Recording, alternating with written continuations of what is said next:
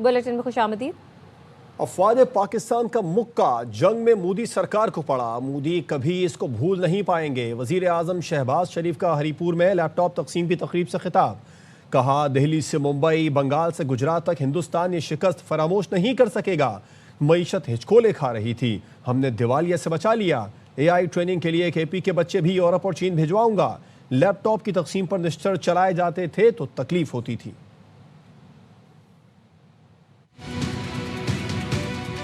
वो मुक्का था अफवाज पाकिस्तान का 6 मई और 10 मई के दौरान जो जंग लड़ी गई। मोदी सरकार को जिंदगी भर वो सबक कभी भूलेगा नहीं। दिल्ली से लेके बॉम्बे तक, बंगाल से लेकर गुजरात तक हिंदुस्तान ये शिकस्त कभी फरामोश नहीं कर सकेगा। मईशत हचकोले खा रही थी 2023-24 में। डिफॉल्ट से पाकिस्तान बच गया। मैक्रो लेवल पर मुस्तहकम है, अब उसमें ग्रोथ लेके आनी है। पर निश्तर चलाए जाते थे। लैपटॉप शहबाज शरीफ स्टूडेंट्स को रिश्वत के तौर पर दे रहा। 100% मेरिट के ऊपर 6 लाख लैपटॉप तकसीम किए गए हैं। AI की जदीद ट्रेनिंग के लिए पूरे पाकिस्तान से बशमूल KP सूबे के बच्चे और बच्चियों के वफूद यूरोप भिजवाऊंगा, चाइना भिजवाऊंगा, ताकि इसकी तालीम हासिल करके आए। ये जो अभी पुलिस ने गार्ड ऑफ ऑनर पेश किया, मुझे नहीं आपको पेश किया। मैं गार्ड ऑफ ऑनर लेने का कायल ही नहीं।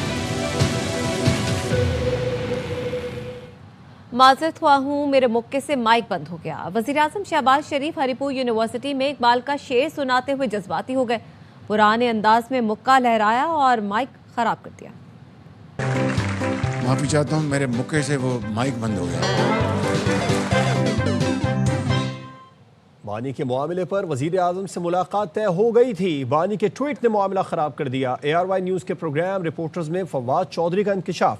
साबिक वफाकी वजीर ने कहा, इस मामले में 3 फरीक बानी, हुकूमत और इस्टेब्लिशमेंट हैं। बानी PTI से कोट लखपत में हमारी मुलाकात हुई थी। तीनों फरीकों की मर्जी थी तभी मुलाकात हुई। फवाद चौधरी ने कहा, जनरल बाजवा समझते थे PTI की मकबूलियत खत्म हो गई, उन्हें अगली तोसी नून लीग से लेना थी। काफी अच्छी बातचीत हो गई थी और ये तय हो गया था कि 27वीं तरमीम के बाद प्राइम मिनिस्टर साहब से मुलाकात होगी। तो जो नून लीग के सीनियर लोग थे उन्होंने हमें यही कहा था कि अब वो आ जाते हैं। दरमियान में वो ट्वीट आ गई। 3 फरीक है, एस्टेब्लिशमेंट है, हुकूमत है और इमरान खान है। अगर ये तीनों फरीक में से एक भी चाहेगा कि आप ये इनिशिएटिव आगे नहीं जा सकता तो नहीं जा सकता। जो हमारी मुलाकात हुई है कोट लखपत में, जब तक सारे लोग ना चाहते कि ये मुलाकात हो तो नहीं हो सकती थी ना। इसका मतलब ये है कि डेफिनेटली एक इनिशिएटिव वहां पे है। पाकिस्तान को हमने बॉइलिंग पॉइंट पे तो नहीं पहुंचाना ना। बाजवा साहब के साथ बड़ा अच्छा ताल्लुक था, बाद में भी अच्छा ताल्लुक रहा। जो मामला था वो सिर्फ ये था, मैंने समझा कि PTI बड़ी अनपॉपुलर है और अगली एक्सटेंशन मैंने नून से लेनी है। कोई हमारी लड़ाई, कोई पॉलिसी, किसी इशू के ऊपर कुछ भी नहीं था। कोई झगड़ा हुआ ही नहीं हमारा। ये तो बस उन्होंने एक फैसला कर लिया, वो उन्होंने फिर फैसला अपना इम्प्लीमेंट किया। खबरें और भी है, शामिल करेंगे इस ब्रेक के बाद।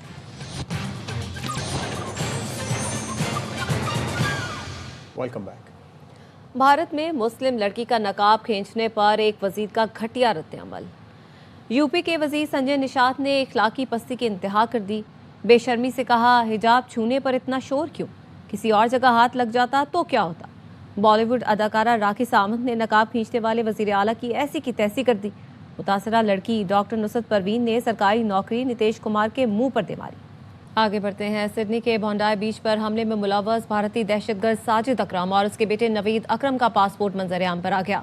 भारतीय नयाद दहशतगर्द साजिद अकरम का पासपोर्ट भारतीय सिफारतखाने ने 24 फरवरी 2022 को 10 साल के लिए जारी किया था। भारतीय सिफारतखाने को पहले दिन से हमलावर की भारतीय शहरियत का इल्म था। भारतीय हुकाम ने जानबूझकर हकीकत छुपाई और अपने मीडिया को पाकिस्तान पर इल्ज़ाम तराशी के लिए वक्त दिया। द गार्डियन का कहना है, ऑस्ट्रेलिया ने 2020 में भारतीय एजेंसी रॉ के 2 अहलकारों को मुल्क बदर किया था। भारतीय एजेंट भी ऑस्ट्रेलिया में मुकीम भारतीय अफराद की प्रोफाइलिंग में मुलव्वस थे। मोंडाई हमलावरों की फिलिपाइन में दहशतगर्दी की ट्रेनिंग का कोई सबूत नहीं मिला। फिलिपाइन के सदारती तर्जुमान का कहना है, फिलिपाइन को दाइश के तरबियती मरकज़ के तौर पर पेश करने की रिपोर्ट्स मुस्तरद करते हैं। फिलिपाइन को दहशतगर्दी की तरबियत के लिए इस्तेमाल करने का दावे का कोई सबूत नहीं दिया गया। फिलिपाइन के फौजी तर्जुमान ने कहा, गुज़िश्ता साल के आगाज़ से अब तक बड़े इंसदाद दहशतगर्दी ऑपरेशन हुए हैं। बागी ग्रुप मुंतशिर है और उनकी कोई क़यादत नहीं है। भारत ने सिडनी वाक़े पर पाकिस्तान के खिलाफ झूठा बयानिया बनाया। वफाकी वज़ीर इत्तलात तारर कहते हैं ऑस्ट्रेलिया में दहशतगर्दी अफसोसनाक है। ऑस्ट्रेलियाई पुलिस ने तस्दीक की कि हमलावर भारत से ताल्लुक़ रखता है।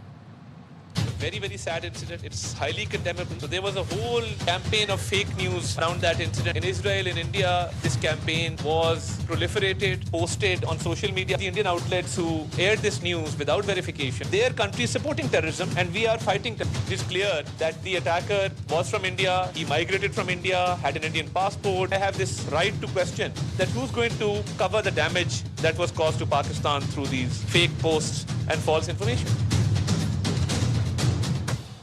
खबरें और भी हैं, आप तक पहुंचाएंगे ब्रेक के बाद। हमारे साथ रहिए। ब्रेक के बाद खुशामदीद। कराची के बेबस बासियों को डंपर कुचल देते हैं, गटर और नाले निगल जाते हैं। कचरा चुनने वाला बुजुर्ग शख्स कोरंगी में साइकिल समेत नाले में गिर गया। घुप अंधेरे में हादसे के बाद यूसी की झंडा लगी गाड़ी स्ट्रीट लाइट ठीक करने पहुंच गई।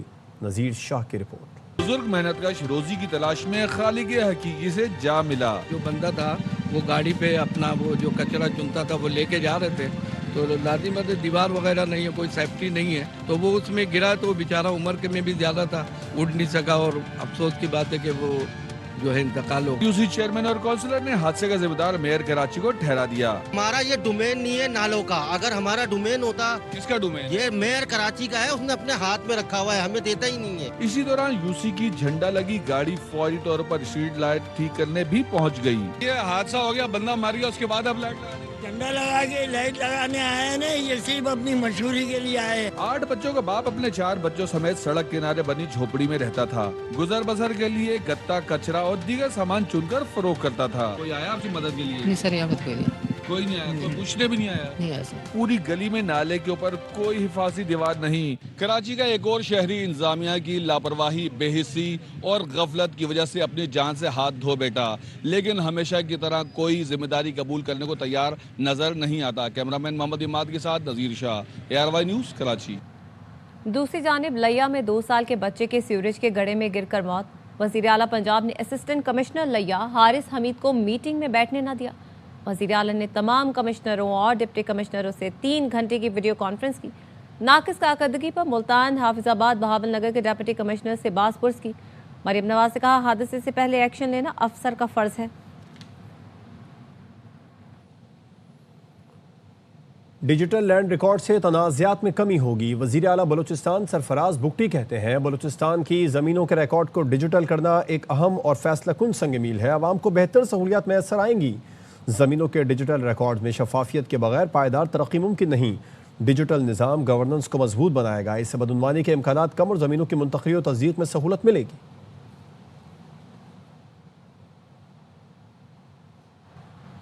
बलूचिस्तान के शहर चमन में एक ही सड़क पर मस्जिद, मंदिर और गिरजाघर, तीनों मजहबों के रहनुमा कहते हैं कि ताज रोड अपनी मिसाल आप है। अख्तर गुलफाम की रिपोर्ट।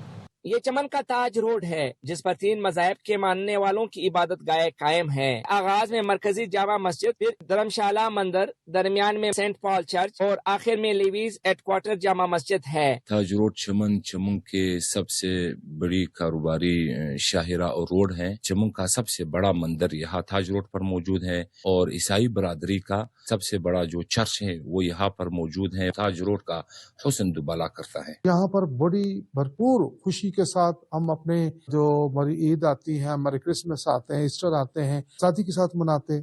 पूरी आजादी हासिल है। यहाँ त्योहारों में दीगर मज़ाहिब के लोगों को दावत देकर बुलाया जाता है और सबके त्योहारों में शिरकत भी की जाती है। ये जगह मजहबी हम आहंगी की एक बेहतरीन मिसाल है। एक रोड 3 इबादत गाहे। चमन का ताज रोड बैनुल मज़ाहिब रवादारी का बेहतरीन शाखार है। कैमरामैन अयातुल्लाह के साथ अख्तर गुलफाम, ARY न्यूज़, चमन।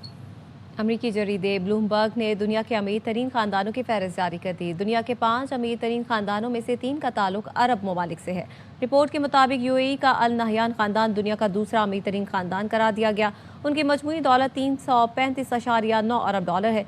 सऊदी शाही खानदान आल सऊद दौलत के लिहाज से दुनिया में तीसरे नंबर पर है। उनकी मजमूई दौलत 213.6 अरब डॉलर तक पहुंच चुकी है।